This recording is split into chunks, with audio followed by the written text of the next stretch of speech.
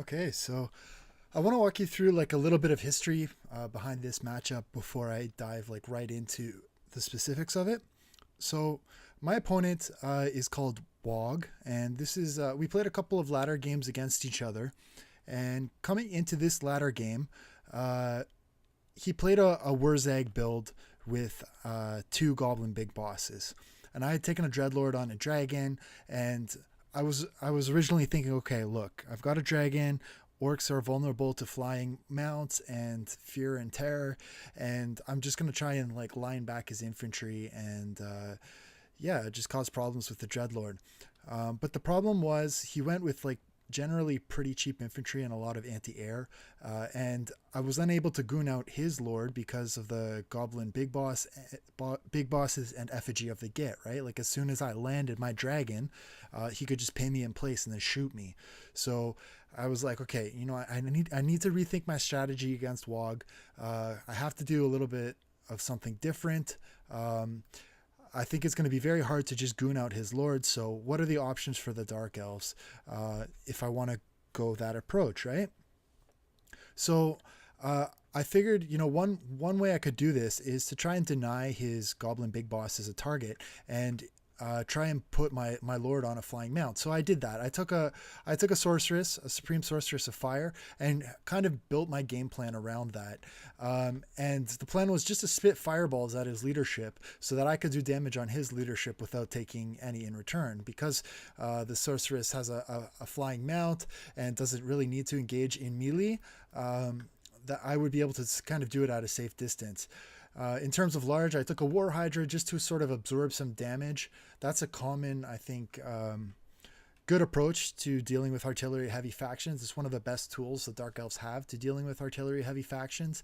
And then for me, nothing too special. Two Dread Spears in the front, and then followed up by a line of Bleak Swords. And the plan was, initially I would have the Dread Spears absorb some damage, then I'd cycle them backwards, push the Bleak Swords to the front, and then backline with the Dread Spears as needed. I had two Witch Elves to kind of serve as glue for these 3 units of Dark Shards, because I know the orcs can go pretty slippery with light skirmish cavalry. And then I had Dark Riders, 2 units of Dark Riders in the back, again to pin those light cavalry that you often see the orcs take. And that was pretty much my roster. And on the other side, the orcs decided to go with a bit of more of an artillery heavy build, so 2 Doomdiver catapults. I was surprised my opponent did not take Wurzag this time. He took an Orc Shaman and the Orc Warboss on a mount, on the Warpig, the mighty Warpig. So a bit of a surprise pick there, but he did have the Goblin Big Boss, so I think it was still probably a good choice that I went for the flying mount, because it would still have been difficult to take down a big boss plus the Orc War Boss, and the Orc Shaman is no slouch in combat either. 260 with armor pen and a melee attack of 38, which when buffed by Wog, he can really get up there and do some damage. So yeah, I didn't want to be fighting any of that. I took the Gerry Lee Lewis approach and went with some Great Balls of Fire. Marbat's Tomb, I promise I will hit the play button quickly. I just want to comment on one other thing. Warbat's Tomb is pretty interesting because it's a choke point map. So you've got 1, 2, 3 hills on the one side, 1, 2, 3 hills on the other side. And then basically within that are like choke points, right? So you can block that off with spears as you approach and then go right up the front. And what you'll see the other team do is usually they'll try and put a front line here and then some artillery in the back, and then those artillery pieces will just shoot in and catch you at this big front choke here. My opponent did deploy some skirmish units on the side, and I think he was trying to distract me and pull some resources away from the fight, but I didn't want to take that bait because I knew I needed all my resources to break through that front line. So as you'll see in the initial, I'm going to hit the play button now as promised. In the initial engagement, when I do realize that there are these Forest Goblin Spider Riders over here on the flanks, I'll just screen them out with my Dread Spears. All I need to do is basically block that hole so that these Forest Goblin Spider Riders can't really push through. And if they want to shoot at my Dread Spears, then fine, let them. The Dread Spears have shields. They're only 450 gold.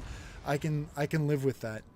These units over here do slip in, but they're not shooting at anything too valuable. Again, Dread Spears And Bleak Swords, I give some return fire with the Dark Shards. It's not a great trade though for me. Like normally your infantry here are going to out-trade skirmishers, but these have a missile damage of 16. Dark Shards have a missile damage of 23, so it's not a huge difference. And these have poison, so if they debuff the 23, then it's the difference between the two is kind of negligible, and the armor pen is sort of wasted on these Force Goblin Spider Riders. But I do trade a few shots, and I chase them a little bit with the Dark Riders.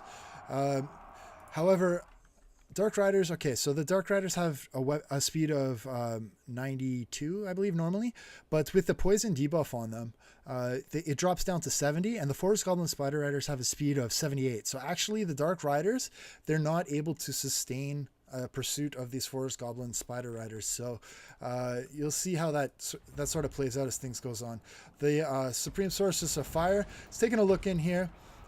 Trying to find her man. Orc Warboss is pushing up the middle. Pretty brave. I think if it were me, I would have buried him in some troops here. And you'll see this kind of costs WAAAAAUUUUGH pretty heavily here on the opening trades. So I notice he's creeping up into the front line, and I've got 3 units of Dark Shards here. So you see I've got a nice concave firing line, and I send the War Hydra in just to sort of pin the Orc Warboss in place. If I was paying attention, I probably should have slipped these Witch Elves over and pinned him as well to really make him pay for overextending here. Like generally you want your Lord to be like sort of in your back line to front line, but not really in front of it unless there's really something that's gonna be a high value target. So look at this health of this Orc Warboss drop, and here comes the fireball coming in from my sorceress. You can take a look at this health of this Orc Warboss. So 2,937. Let's see. Fireball, does it hit? Yes, it hits. So he drops down to 2,400. And look at that. Like his leadership was very low. He came so close to the Witch Elves. And like I said, if I was paying attention, I probably could have pinned him. So he did pop the Opal Amulet to reduce some damage, but the Lord is already down to about half health off of the Fireball and this fire from the Dark Shards. So the Goblin Big Boss, he's like, okay, gotta disrupt this firing line somehow, because 3 units of Dark Shards untouched can put out a world of hurt. And you know, my front line is no joke either, right? So they're eventually going to be able to push through Night Goblins and Spears if they're, especially with Dark Shard support.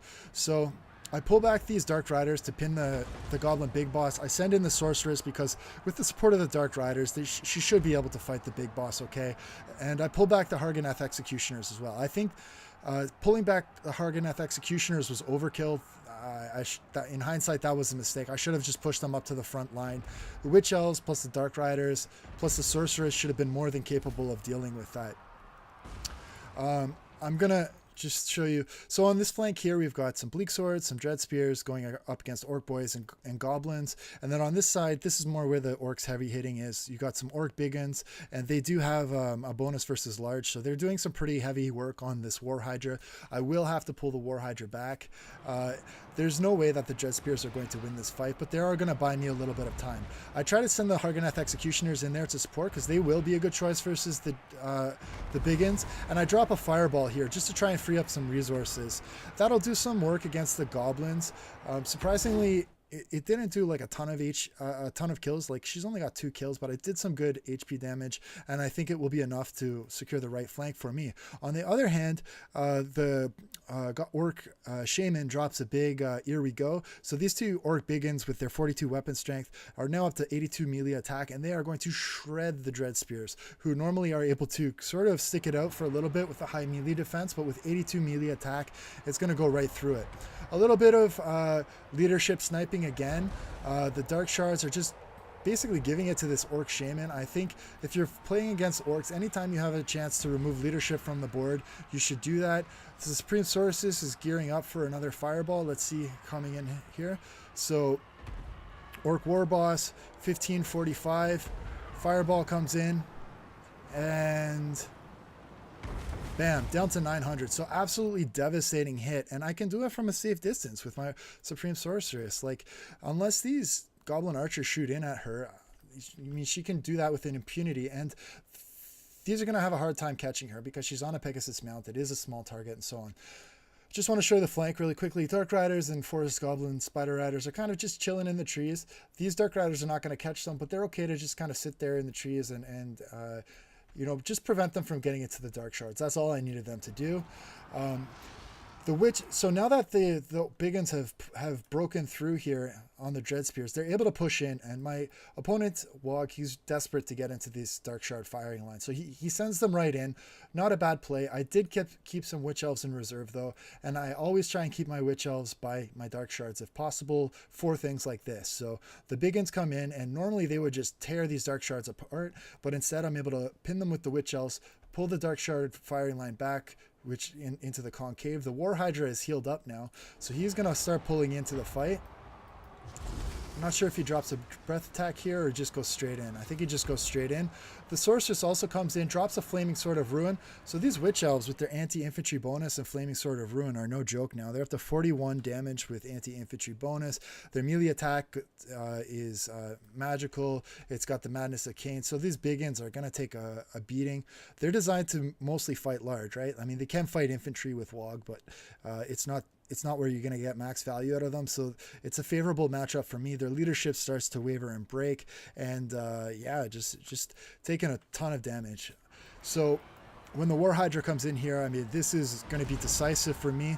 The Dark Shards have pushed up. They're still sniping in at the Orc Shaman. So the Orcs have essentially lost their front line now, and my back line is secure. The Goblin Big Boss was cut up by the Witch Elves. The Dark Riders are just there to see them off the map. My Dread Spears have now rallied, so I'll probably be pulling them back into the fight soon. War Hydra is just, you know, gaining health by the moment, so this is great for me. There is some missile play coming in here from the... oh, another fireball hits the Orc Warboss. Sorry, you just saw the tail end of that. So he's down to 446. Not quite as much damage as the last time, but his leadership is so low that he hasn't been able to use the Orc Warboss to really fight at all during the entire game. So that's a big win for me. Even if I don't kill him, just to keep him from fighting just makes it so much easier for my War Hydra. Had the Orc Warboss, the Shaman, and the Night Goblin Big Boss found their way onto the War Hydra, that would have been their best spot, instead of the Night Goblin Warboss, you know, pushing into the Dark Shards. They do shoot at the Hydra, but again, like, I brought the Hydra for this reason, to absorb missile fire. They could have been using the missiles against the Witch Elves, they could have been using it against the Harganeth Executioners, like other things that aren't going to regen health up, right? The Hydra, I mean, even if it breaks here, if there's nothing to chase it off the map, it's just going to keep healing up. So Supreme Sorceress, another fireball, boom. This time I was singing, you know, Goodness Gracious, Great Balls of Fire, Gerry Lee Lewis, gotta love that song. And, you know, things are really finally looking up for me. I've secured the front line. The Hydra is able to pull to a safe distance. He's going to start regenning health. The Supreme Sorceress has enough speed to catch these Forest Goblin Spider Riders. I still have, you know, a couple units of Dread Spears, Witch Elves. The Witch Elves have pushed into the Goblin Archer firing line, and because they have Madness of Cain, like as soon as they can really tap these Goblin Archers, they're going to rampage and be in a terrible fight. You know, they really don't want to be there. If I were Wog, I would have sent in the Morgrove's Mangy Marauders and just tried to Psycho Charge them into the Witch Elves to kind of pull them off. But now I can finally get into these Doom Diver Catapults and just be patient with them. It's cool, like, that my opponent brought these Doom Diver Catapults. You don't see them too often, and yeah, I mean, they look absolutely awesome. Like, what's cooler than launching goblins in the air and just watching them explode when they touch the ground? But yeah, I just wanted to showcase the Supreme Sorceress and how I think you can most effectively use that fireball. I mean, I could have been impatient and tried to just gun them into the artillery, but I think, you know, it's helpful to remember artillery takes a lot of time to really do damage, and if I cast the fireball on the artillery, it can work, but I need 3 casts to disable 1 artillery piece, like one artillery battery. Each fireball would take out 1 artillery piece, but I'd need 3 fireballs to take out 1 battery, so that would be 21 Winds of Magic to destroy 1 Doom Diver Catapult, and I don't think that's greatest value. I mean, it's okay, but I think if you're playing against the Orcs, and they're really dependent on that leadership, and if they lose their Lord, everything's going to rout off. So I think that's a really solid choice against the Orcs. The only thing you have to watch out for is if you end up playing against Azhag and he's going to chase your sorceress around the map, you better have a backup plan to basically protect that sorceress. So yeah, very fun match. WAAAAUUUGH is a very talented player. Like I said, he did beat me in the match before that with Wurzag and the 2 goblin big bosses. I realized in the previous match I didn't go wide enough, so this game I wanted to go a little bit more of a standard build, a bit wider, and I was very happy with the value I got out of the sorceress and the war hydra. So great game, and I hope to play him again sometime soon. Thanks so much. Bye.